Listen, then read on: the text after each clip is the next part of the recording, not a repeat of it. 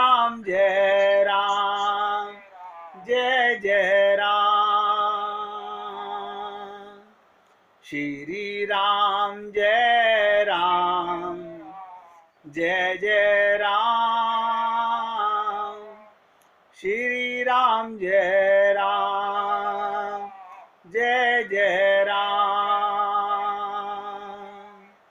श्री राम जय राम, जय जय राम। श्री राम जय राम, जय जय राम। श्री राम जय राम, जय जय राम। श्री राम जय राम, जय जय राम। सभी भक्त लोग बहुत एकाग्रचित होकर सुनेंगे। कल मैंने आपसे निवेदन किया था, अपने हृदय को इतना मीठा कर लो कि आसपास के सब मीठे हो जाएं। आपकी आंख में समता का चश्मा लग जाए। जैसे भगवान ने कहा, ममे वांशो जीव लोके, भगवान सब में अपनापन करते हैं। हम लोग ये मेरे अपने नहीं है। ये समता का चश्मा नहीं है, ये अज्ञानता का चश्मा है, ये मूर्खता का चश्मा है। अपने हृदय को इतना मीठा कर लो कि आसपास के सब मीठे हो जाएं। मुस्कुरा के बोलो, कोमलता का व्यवहार करो, सबको सुख दो। दुखी पर दया तो आती है, उससे प्रेम नहीं होता।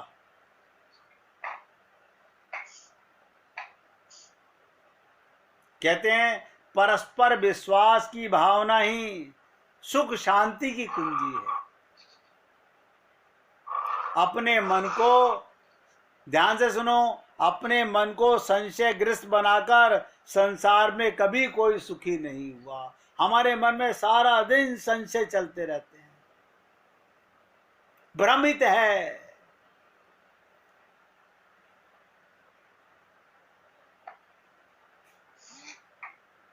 एक भगवान की दासी, एक हमारा दास। भगवान की दासी भगवान के सामने नहीं ठहरती और हमारा दास हमारे सर पे चढ़ा रहता है। देखिएगा, हमारा मन हमारा दास है, वो हमारे सर पे चढ़ा रहता है, हम उसके गुलाम बने रहते हैं। और जिसको देखो वो मन का गुलाम है। यहां से कोई क्या लेके गया और क्या हम लेकर जाएंगे, लेकिन अपनापन नहीं जाता।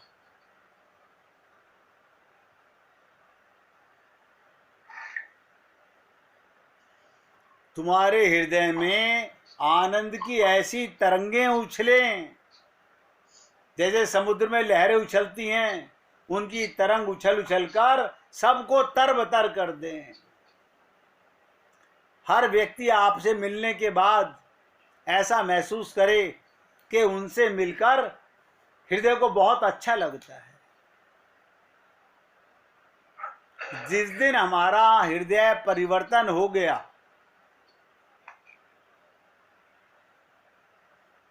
अब सुनिएगा कैसे होता है।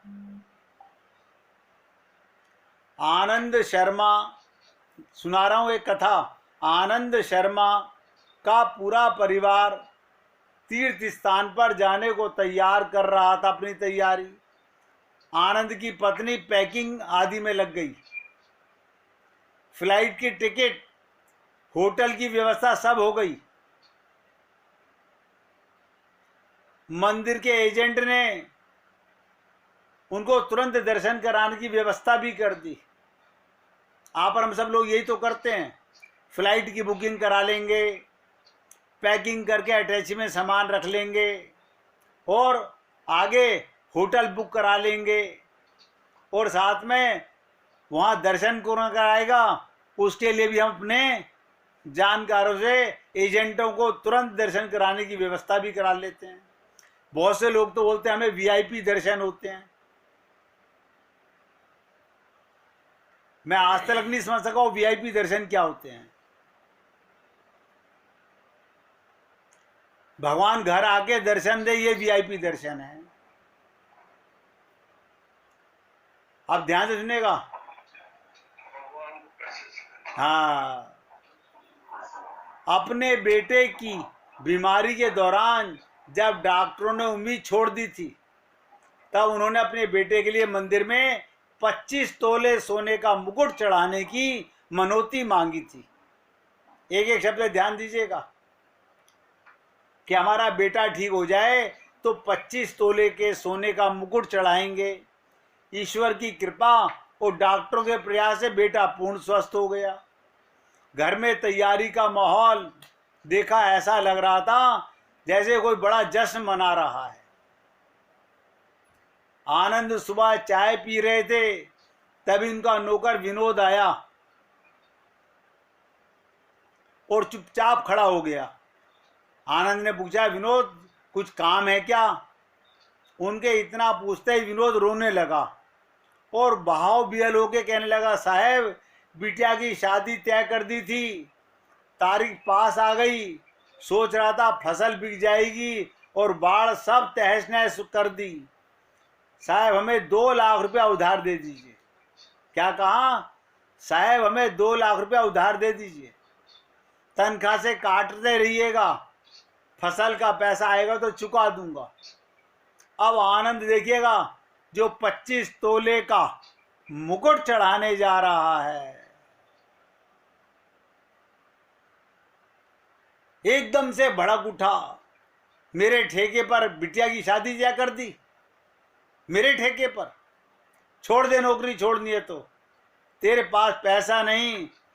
नौकर सन्नाटे में आ गया, चुपचाप अपने काम में लग गया, ये सोचते हुए कहीं लगी लगाई नौकरी छूट गई तो क्या करेगा। आनंद का बेटा अपने पापा तथा नौकर की वार्तालाप सुन रहा था। नौकर के जाने के बाद आनंद का बेटा अपने पापा के पास आया, बोला, पापा आपसे कुछ कहूंगा, प्लीज बुरा मत मानिएगा, आप बुरा मत मानिएगा। पापा हम मंदिर में 30 लाख का, क्या बोले, हम 30 लाख का मुकुट चढ़ाने जा रहे हैं। नौकर ने आपसे 2 लाख रुपए मांगे, वो भी उधार। जो हमारी जी जान से सेवा करता है, आपके पैसे से उसकी बेटी की शादी जैसा पुनीत कार्य होगा। मुकुट तो पंडित जी एक बार पहनाकर क्या करेंगे पता नहीं, वो तो खजाने में जमा हो जाएगा। क्या रात को भगवान मुकुट पहन के सोते हैं या सुबह मुकुट पहन के उठते हैं?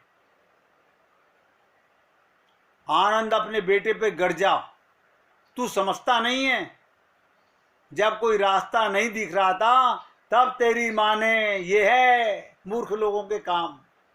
सारे मूर्ख लोग मन्नतें मांगते हैं। देखो कमाल की चीज। आनंद क्या कह रहा है, तू समझता नहीं, जब कोई रास्ता नहीं दिख रहा था, कोई रास्ता नहीं दिख रहा था, पहले हमने रास्ते बहुत तलाशे, जब नहीं दिख रहा था तब तेरी माँ ने मनौती मांगी, प्रभु के चमत्कार से तू स्वस्थ हो गया, अब हम वो मनौती तो पूरी करेंगे ही। बेटा बोला, पर पापा अगर आप ये 30 लाख रुपए जरूरतमंदों के लिए इस्तेमाल करेंगे तो कितनों की जिंदगी खुशियों से भर जाएगी, कितने दुआएं देंगे। मैं तो यही चाहता हूं, माँ पापा आप विचार तो करें। देखो बेटे ने कहा, बेटे की बातों से दोनों ही पति पत्नी बहुत प्रभावित हुए।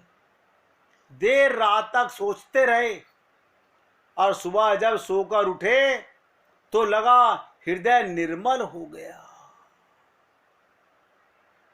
नाश्ते की टेबल पर जब सब बैठे तो आनंद ने बेटे को गले से लगा लिया और बोले, छोटे बेटे तूने मेरी आंखें खोल दी।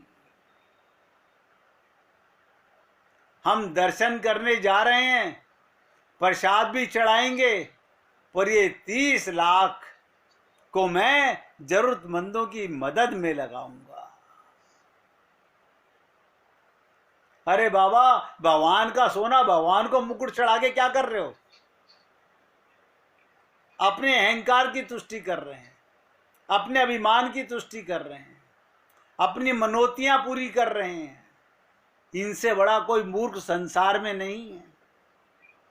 मैं अक्सर देखता हूं, आज साईं बाबा पे उसने मुकुट चढ़ाया, आज तिरुपति बालाजी पे उसने इतने, ये क्या कर रहे हो? ये अपनी मनोतियों के लिए, ये मूर्ख लोगों के लक्षण हैं। एक बेटे के कहने से आंखें खुल गईं और नौकर को आवाज देकर बुलाया, विनोद ये लो 2 लाख रुपए ले जाओ, शादी की तैयारी करो, और हाँ, ये बेटी को मेरी तरफ से भेंट करने, तुम्हें लौटाने की भी जरूरत नहीं है। विनोद हतप्रद हो गया। उन्हें देखने लगा तो बोले, ये अनुज बेटा की करामात है, मेरे छोटे बेटे की, उसे ही आशीष दो। आनंद अपने बेटे और पत्नी के साथ सुकून से नाश्ता करने लगे। सबके अधरों पर संतोष की मुस्कुराहट छा गई। क्या भगवान ये कहते हैं तुम मेरे लिए सोने का मुकुट लेकर के आओ? मूर्ख लोग तो यही करते हैं। कई बार हमारे पास मैसेज आता है, आज हम बिहारी जी के मंदिर में क्या कर रहे हैं, ये करने जा रहे हैं। अच्छा, बताओ, भगवान के मंदिर में आज रसोई करने जा रहे हो तो सब रिश्तेदारों को इकट्ठा कर रहे हो। वहां जितने दर्शन करने आएंगे वो भगवान का परिवार नहीं है। ये सारी गलतियां आप और हम लोग रोज करते हैं, और हम ऐसा महसूस करते हैं भगवान ठगाई में आ रहे हैं। ना बाबा ना, मत भूलो इन बातों को। यही करते करते अनंत जन्म बीत गए। ये जो लीला मैंने आप लोगों को बताई है, सोचिएगा, भगवान तुम्हारे मुकुट के उधार थे या भगवान तुम्हारी पोशाक के उधार थे? भगवान तो तुम्हारे भाव के भूखे हैं। हम क्या करते हैं, हमने मन्नत मांगी थी, अब हमने पूरी कर दी, हमारे ऊपर से कर्जा उतर गया। ये हाल है हम लोगों का। भगवान ने तुम्हें मौका दिया था, इस देह में हरि मिलत है, मेरे को पालो। हम भगवान को ही ठगने चल दिए। मुझे नहीं पता आप लोगों को ये लीला, ये बात कैसी लगी होगी, मुझे नहीं पता। मैं तो आपको एक दृष्टांत सुना रहा हूं कि जागो, अंधे मत बनो, इस पागलपने में मत फंसो। ये छल कपट छिद्र यही होते हैं, इनसे कुछ नहीं होने वाला। भगवान कहते हैं, भाव का भूखा हूं मैं और भाव का भोग लगाता हूं मैं। आप जा रहे हो तो कुछ भाव से जाइए भगवान के पास। जय श्री राम के नाम पे तो हाँ जी, मुसलमानों को मार रहे हैं। हाँ भाई, ऐसा ही है मेरे भाई, ये संसार है, किसी को कुछ नहीं कह सकते। अब देखिएगा हमारे, अब बताता हूँ, आप मुसलमान की सुन लीजिएगा। वृंदावन में गुरु हरिदास, जिन्होंने बांके बिहारी की मूर्ति को प्राकट्य किया, वो मुसलमान थे। आप ध्यान से सुनिएगा, लोगों को इस बात का भी कम ज्ञान है। वो मुसलमान थे और एक बार उनको मुसलमानों ने बहुत मारा। बोले तुम काफिर हो गए, हिंदू मंदिर में। अब देखो उनको मारा, और वो भगवान से क्या प्रार्थना कर रहे हैं, हे भगवान इन मूर्खों को सदगति देना, इनको दंड मत देना। संत ऐसा मांगते हैं। तो सच्चा सौंदर्य मन की पवित्रता है। प्रेम सबसे बड़ा सौंदर्य है। निर्मल हृदय बनाता है। बस इसीलिए भगवान ने कहा, निर्मल मन जन सो मोहि पावा, मोहे छल कपट छिद्र न भावा। देख रहे हैं संसार में हो रहा है, रोज सुनते हैं, रोज देखते हैं कैसा पाप हो रहा है, जिसके कारण अपनी इच्छा पूर्ति में बाधा पड़ती है। मुझे उन पर क्रोध नहीं आता, उनसे तो दोस्ती करने का मन होता है। यदि वे किसी भी उपाय से संतुष्ट हो जाएं, मैं खुशी खुशी कर सकता हूं। किसी प्रकार भी आपका हृदय परिवर्तन होना चाहिए। हर संत एक ही बात चाहता है कि हे गोविंद, मुझे जिनकी सेवा का मौका दे रहे हो उनका हृदय बदल दिया जाए। ये तन की पोशाकें, ये कपड़ों की पोशाकें, ये मकानों की पोशाकों से क्या होने वाला है। असली चीज बदलिए मेरे भाई। इसलिए निवेदन कर रहा हूं, जहां क्रोध है वहां भगवान नहीं है। भगवान को बुलाना है, क्रोध को हटाओ, अहंकार को हटाओ। इसलिए भगवान कहते हैं, कदमों से चलकर पास तो आते हैं गैर भी। कदमों से चलकर पास तो आते हैं गैर भी। आप आ रहे हो करीब तो कुछ दिल से आइए, हृदय से आइए, अंतःकरण से भगवान के बन के जाइए।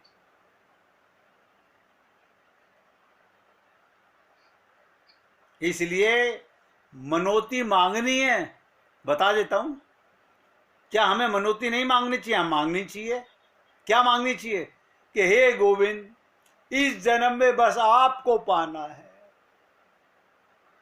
हम पे ऐसी कृपा करो कि हमारा मन जो मलिनता की तरफ, संसार की तरफ, शरीर की तरफ लगा हुआ है, इनसे हट करके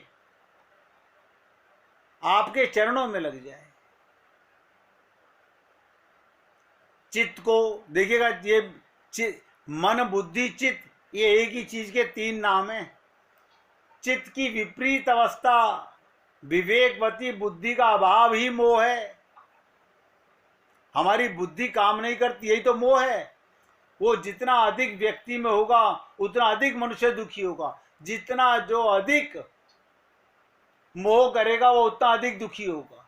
अतः यदि सुखी रहना चाहते हो तो लौट कर लो, मोह को सर्वदा तिलांजलि दे दो।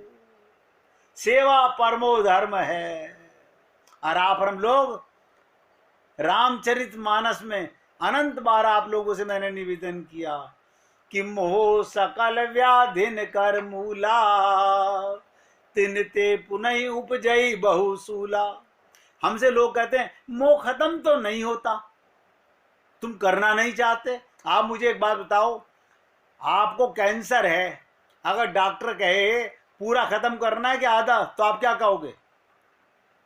आधा खत्म कर दो। सोचिएगा, जो असली रोग है मोह, वो पूरा ही मारना पड़ेगा।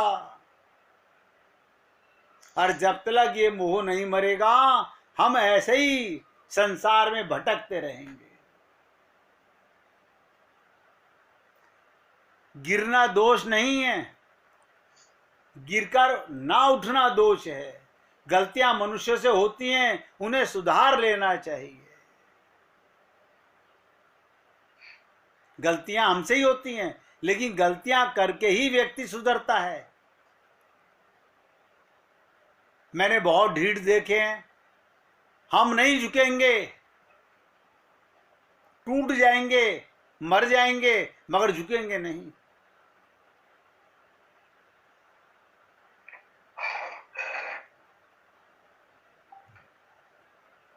किसी को भी कभी ऐसी बात ना कहो जिसे सुनने वाला व्यथित हो या उसका अहित हो। ये कहना तेरा सत्यानाश हो, ना कहकर तेरा भला हो कह सकते हो। भगवान नोट कर रहा है।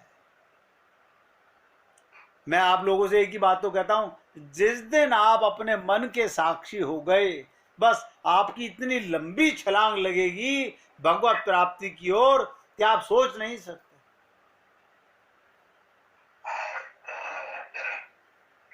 1 मिनट कीर्तन कीजिए, फिर आगे चलते हैं।